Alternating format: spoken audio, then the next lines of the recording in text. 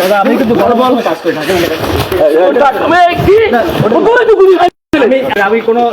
মানবিক কাজ করছে একদম ধরা ও কোন ধরনের মানবিক কাজ করছে? কদিন কাজ করছে? 14 বছর ধরে কাজ করতেছি। সবাই খাওয়া বই দিছে মিলের সময় রাখতেন, তুমি মিলের সময় কথা কইছো ধরে মানবিক কাজ করা শুরু করছো। এইখানে একটা লোক শুধু আমাদের এলাকায় একটা লোক তুই একদম যোগাযোগ করছো অফিস নাম্বারে, যে পেমেন্ট নাম্বার আমাদের বৃদ্ধাশ্রমের অ্যাকাউন্টে নাম্বারে যোগাযোগ করে নাই, বুঝছেন? ও যে পেজে যোগাযোগ করা দরকার না, আমার পেজ 4 পেজটা, আমার একটা পেজ 1 কোটি 60 লাখ ফলোয়ার, আর মাত্র 6 লাখ ফলোয়ার বই দিছে। এখন যদি এই যে লোকগুলো গালাগালি করছে আমারে, তুই ফিরে কেমনে? কাম ধরে আজকে মাপ চাই যাবে, কাম ধরে সেই ক্যামেরার সামনে মাপ চাই যাবে। 18,000 টাকা চাইছে, ঠিক আছে, পেমেন্ট রাখবে 18,000 চাইছে, যে শুনছি অজ্ঞত বলছে রাখবো না, তুই এবার হেটা বলছিস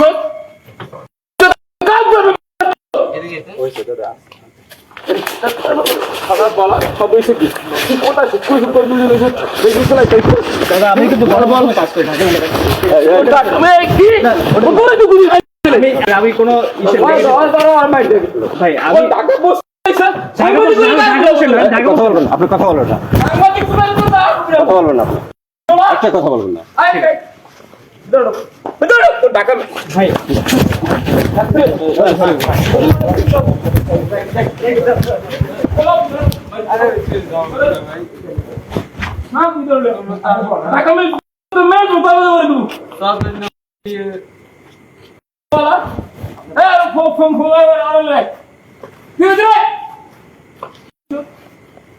আপনি এই কাজগুলো দিতেছেন, এগুলো ভালো কাজ করছেন।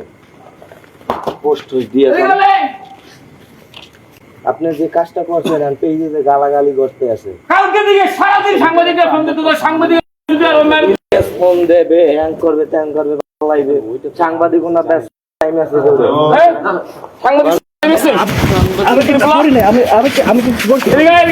আমি তো পেশেন্টের সাথে আসছি ভাই, আমি পেশেন্টের সাথে তুই শুক্র যুগ দুই শুরু করছিস এই সমস্যা দিয়ে আমার পোস্ট বানাইছো। আমাদের দাদার সাথে কেন চলবে?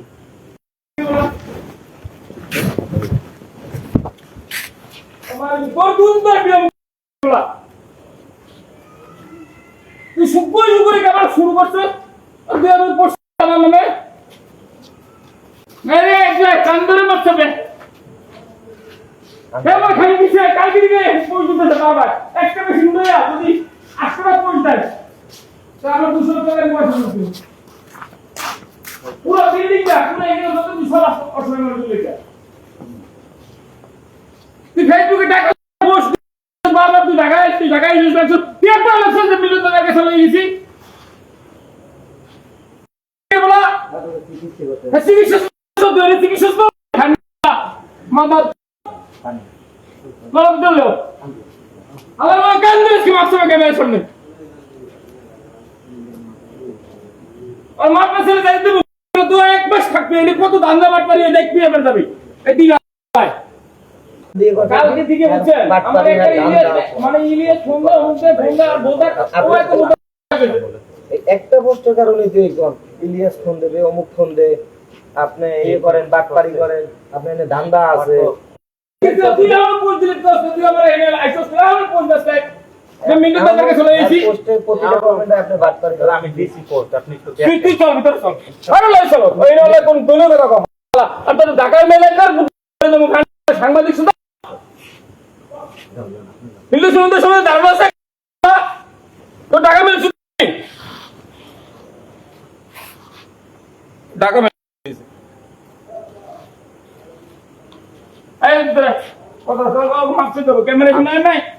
ক্যামেরার সামনে আপনারা যে ভুলগুলো করছেন ওইগুলো শিখে পাইছি আপনারা রিপ্লাই দিতে হইবে না, রিপ্লাই না দিলে আর তুই পোস্টে এখন যে একদম লাগবে মিলন সমুদ্র দাদা কাছে সরি চল তুই লেখবি মানে তুই এখন লেখবি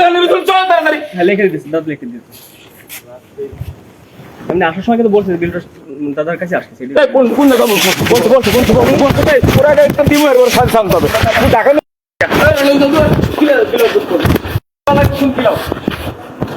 কোথায় কবি সাংবাদিক পরিষদ দিছিস তোর মুখ সাংবাদিক টাইম সময় আছে বেড়া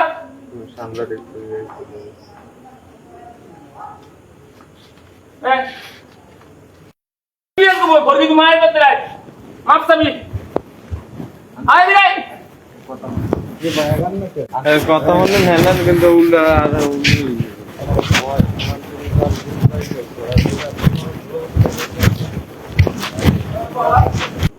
আই মাপসা ওইরকম বল ডক বল বল দুজন দিতে শোন একটা কথা বল একটা দরদ বড় তোর কাছে শিক্ষা দিয়ে দি জীবনে উল্টা পাল্লা তো কোনো অনুমোদন আছে কি তুই দিবি লেখছিস না উদান দিবি কিসের হ্যাঁ তুই কোন সাংবাদিক সব তুই দিবি লাস্ট তুই এলাম ফান্ডগুলো বলে তোর আমি ভালোবাসতাম তোর ফান্ডগুলো আমি অনেক দেখছি ভালো লাগে তোর নিউজ নিয়ে তর্ক করো না শোন তুই তুই এই জায়গা পৌঁছলি কেন দাদা ওই দিকে আসলে দাদা কোন সম্বন্ধে সত্য জানবি না তুই পৌঁছবি তোর কোন নিমন্ত্রণ আছে পুরো থেকে দাস তো ছেড়ে দিছি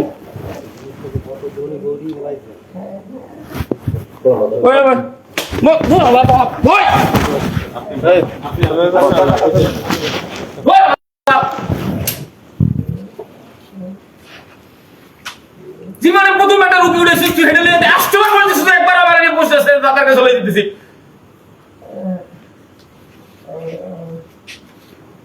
সাংবাদিক ভাবে আর সাংবাদিকের ভয়তে আসতি কালকে দিকে দাদা ইনবক্সে ঢুকাই দিলেন ড্রাইভারটা বুঝছেন দুধের বাচ্চা তুই তুই আমার লাগে লাগতে যাস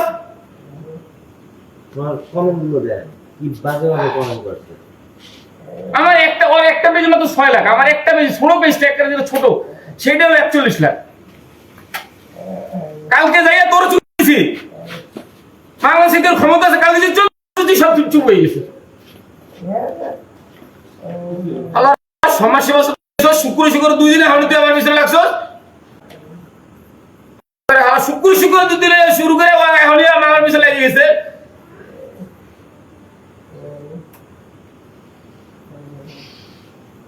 পরিচয় দে তোর পরিচয় কেন স্পষ্ট করে কথা বলতে আজকে কি বলবো তোর আগে নাম দিবি পরিচয় বলবি যে আমি অমুক আমি তুই কি বলবি কি পাইছস তোর লাগে আমার কি লাগে কি হইছে কর